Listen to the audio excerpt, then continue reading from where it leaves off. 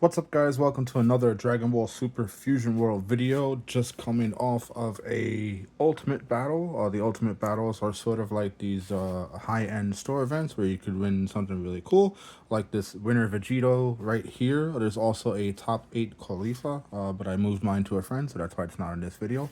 And I decided to do something a little different. Normally I'm on Vegeta or like blue decks and stuff, but decided to give Bardock in the black color of the deck suite, and decided to give Bardock a chance. Just because I think the deck's really strong, and I wanted to try my hand at trying out another deck. So for those of you who don't know, Bardock, pretty standard on the front side. It draws a card, and then when you're at 4 or less, you draw a card, flip him over. What makes him really cool is the abilities he has on the awakened side. When he's attacking, you draw one card, and then he gets plus 5k for the battle. So on swing, he is always a 25,000 power attacker. And then activate battle once per turn. You can look at the top card of your deck and use up to one battle card with Bardock's crew in its special traits in a combo. So potentially you can be 25, 30, or even 35k swing with the leader. But it's also cool to use that effect with other battle cards. And we'll go over some of that in the video. So this is the leader, the alt art from the special book that was given out at the Bandai Card Fest. Pretty cool, nice and shiny. We'll start with the easy things that happen in this deck. This deck plays a lot of cantrips, so we're going with 4 of the Fasha, who on play draws a card, and also 4 of the Son Goku Childhood BR.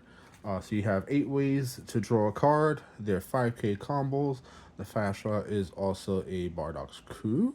So that helps with the leader effect as well. If you see her off the top of the deck and you feel like you're not in a position to where you need to draw a card, the Fasha comes up pretty handy. The rest of the one drops are sort of like I guess tech packages, and you can probably do some of these in any number that you want. I did 3 of the Guru, which is on play, choose one of your opponent's battle cards with a cost of 1 or less and KO it. We also did 4 of the 1-drop Hercule. This is a way to get back your non-Hercule GT 1-drops. So you're pretty much getting back your cantrips, gurus if you need them. Even this Kakarot card that gets you a marker. You're going to find that this deck is very marker dependent.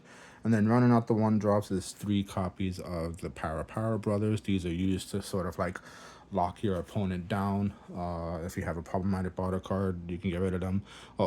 Basically, all of these are targets for Hercule, so there's like this whole recursion suite on the little like weenie cards there.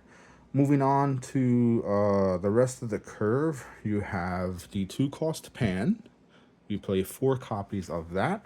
On play, she adds up to 1 card from your life to your hand, so you have a Self-Awakener in that. When attacking, pay 1, draw 1 card, and then if you removed an energy marker for this skill, choose up to one of your opponent's battle cards with a cost of 4 or less and return it to its owner's hands.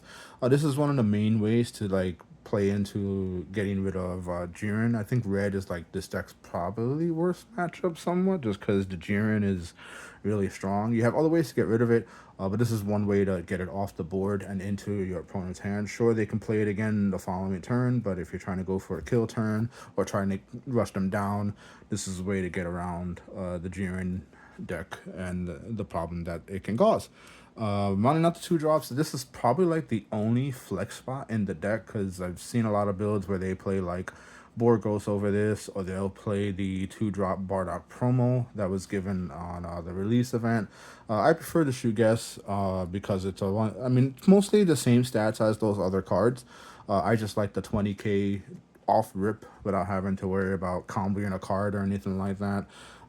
It's a 1000 combo piece, and it's also a Bardock crew, so that also works with the leader as well. Again, it's very similar to the other 2 cards I mentioned, the 2-drop promo or the 1-drop Borgos. So like, I guess it depends on player. I preferred this one, and it worked out because like if I wanted to flood the board with a bunch of attackers, there were certain games where I drew a lot of this one, so I just kept summoning 2-drop 20ks. going into the rest of the curve, we have the 3-drop Bardock. Basically a dual attacker. When you use a card in combo, while this card is in the battle, you draw one card and then you switch it to active mode. So you can combo it. Its first attack's going to be pretty large, and then the second attack usually is just a 20k regular attack. And then the other good attacker in this deck is the Son Goku GT 3-drop. 2500 power on play. You can add up to one card from your life to your hand. And then if you don't have an energy marker, you are able to place an energy marker for your deck. So you can start to see that like, between the Kakarot and this guy, there's ways to replenish energy markers. But the best way to replenish energy marker, and is probably one of the best cards in the deck, is the 4-drop secret rare. We play 4 of those.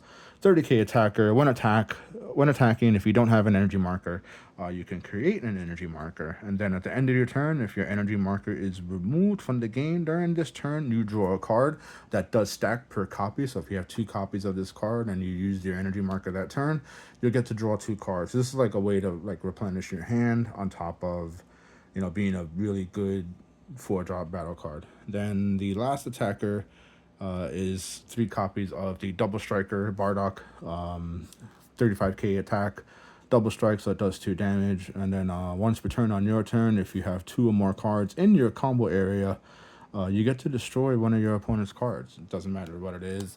And you can either combo 2 cards from hand, or you can use the leader effect, where if you don't use the scry on your leader attack, you can swing with this card and then use the scry if it's a Bardock Crew, combo it with this and combo another card from your hand or on the board, and you're able to proc that effect off the 5-drop. And that's another way to get rid of like Drink, because like you can attack into it, KO it, and then like they have to combo out.